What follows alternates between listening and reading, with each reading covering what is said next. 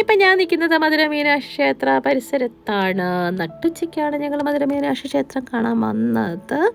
അപ്പം നട്ടുച്ച എന്ന് പറയുന്നത് ഒരു നല്ല ടൈമല്ല നമുക്കിങ്ങനെ സന്ദർശിക്കാനായിട്ട്.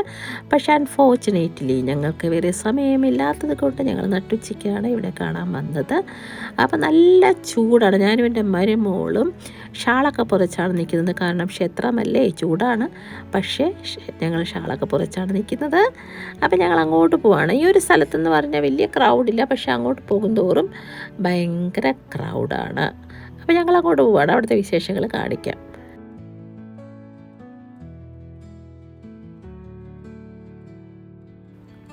ഇവിടുത്തെ ഷോപ്പിംഗ് അനുഭവം ഒന്നൊന്നര അനുഭവമാണ്.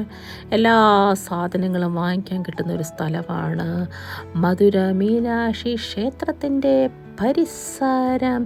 തുണി വേണോ, ചാന്ത് വേണോ, പൊട്ട് വേണോ, മാല വേണോ, കമ്മൽ വേണോ, വള വേണോ, എല്ലാം വാങ്ങിക്കാൻ കിട്ടുന്ന സ്ഥലം. എൻ്റെ മരുമകൾ കുറേ സാധനങ്ങൾ വാങ്ങിച്ചിട്ടുണ്ട്. നോക്കിയ ആൾക്കാർ തൊടുത്തിട്ടൊക്കെ ഇറങ്ങി വരുന്നുണ്ടോ.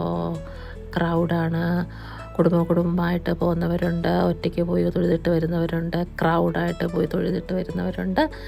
അപ്പം ഇവിടെയൊക്കെ കുറേ ശില്പങ്ങൾ കൊത്തിവെച്ചിട്ടുണ്ട്. അതും നമുക്ക് കാണാൻ പറ്റുന്നതാണ്. കുറേ ശില്പങ്ങൾ എങ്ങനെയൊക്കെ ഇത് കൊത്തി വെക്കുന്നതോ അല്ലേ. അയ്യോ, അതൊരു ഭയങ്കര ആർട്ടാണ് ഈ ശില്പങ്ങൾ കൊത്തി വെക്കുക എന്നുള്ളത്. കുറേ ശില്പങ്ങളുണ്ട് ഇവിടെ. അതൊരു നാട്ടൊരു ശില്പം ഇപ്പുറത്തുണ്ട്, അതൊരു ശില്പമാണ്. അപ്പം എന്ത് രസമായിട്ടാണ് ചെയ്തു വെച്ചിരിക്കുന്നത് അല്ലേ. ഇതൊക്കെ കാണുന്നതിന് നമുക്ക് മനസ്സിനൊരു കുളിർമ നൽകുന്ന കാഴ്ചകളല്ലേ. രണ്ട് ആൾക്കാരൊക്കെ പ്രായമുള്ളവരൊക്കെ ഇങ്ങനെ പോയിട്ട് വരുന്നുണ്ട്. പിന്നെയും ക്രൗഡ്. ഞങ്ങളിങ്ങനെ അടുത്ത ഗോപുരം കാണാനായിട്ട് പോവുകയാണ്. നോക്കിയേ, ഇരു സൈഡിലെല്ലാം കച്ചവടമാണ്. എല്ലാ സാധനങ്ങളും കിട്ടും. അതാണ് ഒരു രസം. ഇവിടെ എല്ലാ സാധനങ്ങളും കിട്ടും. കൂടുതൽ സമയം ആൾക്കാർ ചിലവഴിക്കുന്നത് ഈ ഈ സാധനങ്ങൾ വാങ്ങാനായിട്ടാണ്. എൻ്റെ മോളുണ്ട് പിന്നെയും കയറിപ്പോകുന്നുണ്ട്. കുറേ മാലയും കമ്പിലൊക്കെ വാങ്ങിച്ചിട്ടുണ്ട്. അവൾ പിന്നെയും കയറിപ്പോവുകയാണ് വാങ്ങിക്കാനായിട്ട്. അപ്പം സംഭവം ശരിക്കും നമ്മളിത് കണ്ടാൽ അങ്ങ് വാങ്ങിച്ച് പോകും കേട്ടോ. വാങ്ങിക്കരുതെന്നൊക്കെ വിചാരിച്ചാലും നമ്മളെ വാങ്ങിച്ചു. ഞങ്ങളൊരു കടയിൽ കയറി എനിക്ക് അവൾ വള വാങ്ങിച്ച് തന്നു. എൻ്റെ മോള് വാങ്ങിക്കുന്നതെല്ലാം എനിക്ക് വാങ്ങിച്ചു തരും. അപ്പം തന്നെ ഞാനത് ഇടും. കണ്ടോ, അവളും വള വാങ്ങിച്ചു. ഞങ്ങൾ രണ്ടുപേരും വള വാങ്ങിച്ചു.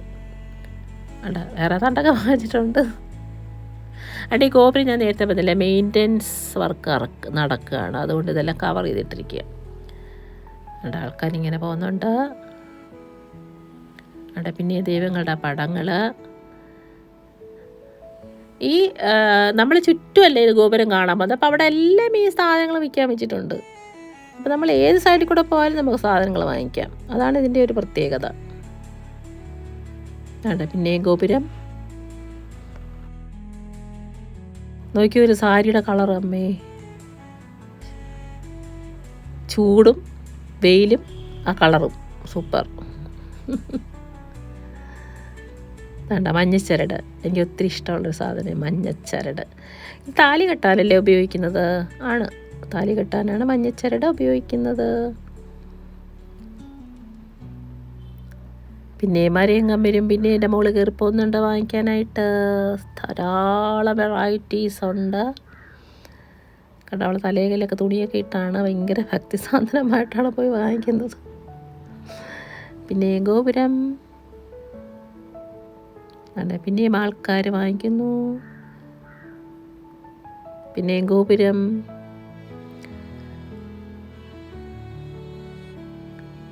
ആൾക്കാരിങ്ങനെ പോയിക്കൊണ്ട്. ഈ ഒരു സ്ഥലമെന്ന് പറയുന്നത് ഈ ചുറ്റുപാട് ഇങ്ങനെ സ്ഥലം കെട്ടിയിട്ടുണ്ട്. അത് രസമാണ് കേട്ടോ. അതിപ്പോൾ ചുറ്റിനുമുണ്ട്. അവിടെ ആൾക്കാർക്ക് വന്ന് കിടക്കാനും ഭക്ഷണം കഴിക്കാനും ഉറങ്ങാനും വിശ്രമിക്കാനുള്ള സ്ഥലമാണ്. കണ്ടോ, എന്ത് രസമായിട്ട് ചെയ്തിരിക്കുന്നത്. അതിപ്പം ആ ചർച്ചാണേലും മുസ്ലിം പള്ളിയാണേലും ക്ഷേത്രമാണേലും ഈ വരുന്ന ഈ ഭക്തർക്ക് സൗകര്യം ഒരുക്കി കൊടുക്കുക എന്നുള്ളതൊരു പ്രധാനപ്പെട്ട കാര്യമാണ്. അവർക്ക് ഉറങ്ങാനും ഭക്ഷണം കൊണ്ടുവന്ന് അത് കഴിക്കാനും അതുപോലെ വാഷ്റൂമും ഒക്കെ ഉണ്ടാക്കി കൊടുക്കുക എന്നുള്ളതാണ് ഒരു അത്യാവശ്യമായിട്ടൊരു കാര്യം. അതങ്ങനെ ചെയ്ത് എനിക്ക് ഭയങ്കര ഇഷ്ടപ്പെട്ടു ഇവിടെ കേട്ടോ. അതാ പൂക്കൾ വിൽക്കാൻ വെച്ചിരിക്കുക.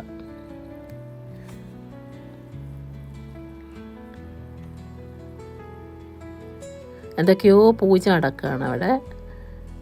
എനിക്ക് തോന്നുന്നു പ്രൈവറ്റായിട്ട് പൂജ നടക്കുന്നുണ്ട്. ആൾക്കാർ നേർന്നില്ലേ അങ്ങനെയൊക്കെ വന്ന് പൂജ ചെയ്യുന്നുണ്ട്. അതുപോലെ ഈ ഈസ്റ്റ് ടവറാണ് പ്രധാനപ്പെട്ട എൻട്രൻസ് എന്ന് പറയുന്നത്.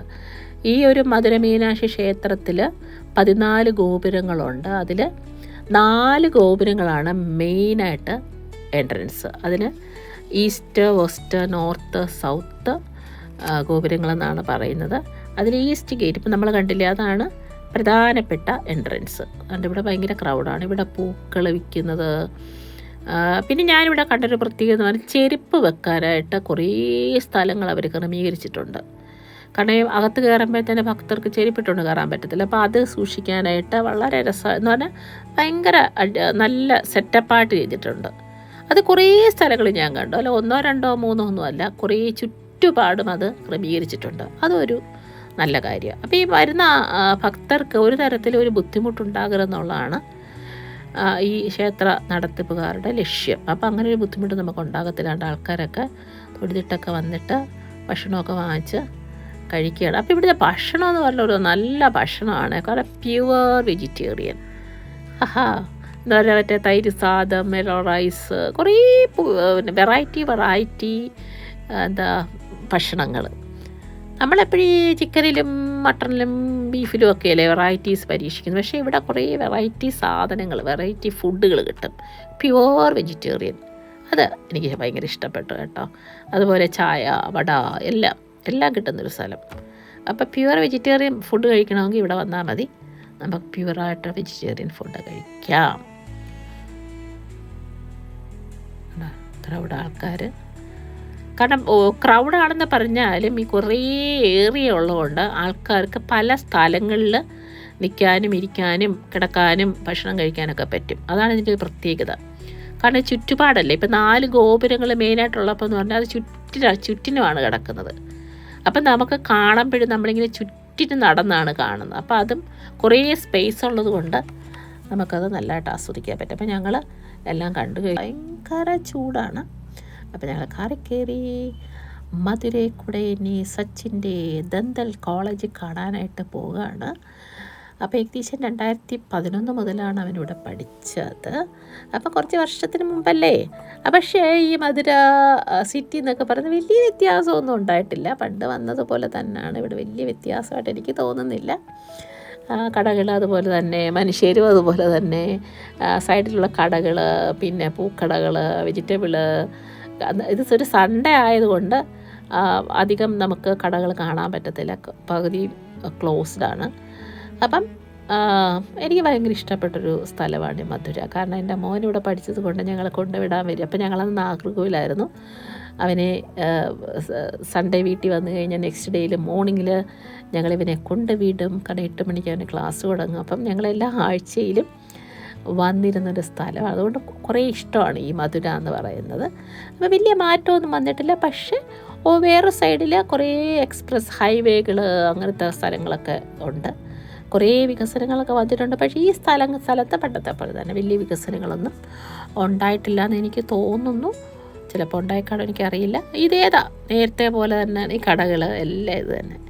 അപ്പം മധുര മീനാക്ഷി ക്ഷേത്രം മിസ് ചെയ്യരുത് നിങ്ങൾ മധുര വരുമ്പം. Okay, bye. അപ്പോൾ ഈ വീഡിയോ ഇഷ്ടപ്പെട്ടെങ്കിൽ ലൈക്ക് ചെയ്യുക, സബ്സ്ക്രൈബ് ചെയ്യുക. ബൈ.